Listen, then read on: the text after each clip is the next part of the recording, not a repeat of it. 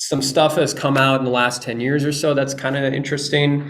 This is where we can get really objective, the empirical evidence, the hard evidence.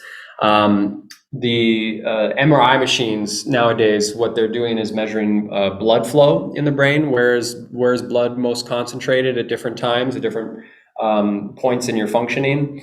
And that the idea there is that more blood flow correlates with more neuronal functioning, and more neuronal functioning correlates with more thought, more cognitive mechanisms.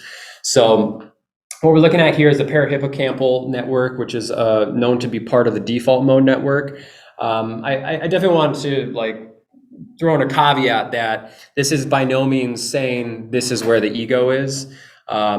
This is one part of what the ego is definitely involved with, but it's, I think, probably impossible to just point to a piece of the brain and say that's where the ego is. The ego is a highly complex integrated system. It requires the cooperation of many different parts of the brain, but nonetheless, this is a pretty key part involving memory and personality formation, decision making.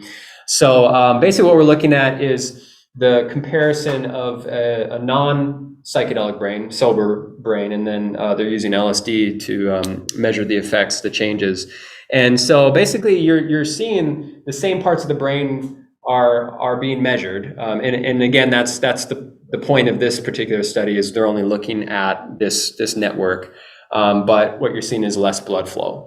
So psychedelics generally have this effect. The default mode network, the egoic centers of our brain are just less active. There's less of the interconnectivity, more of the extra connectivity, and which is what I'll say in the next slide. But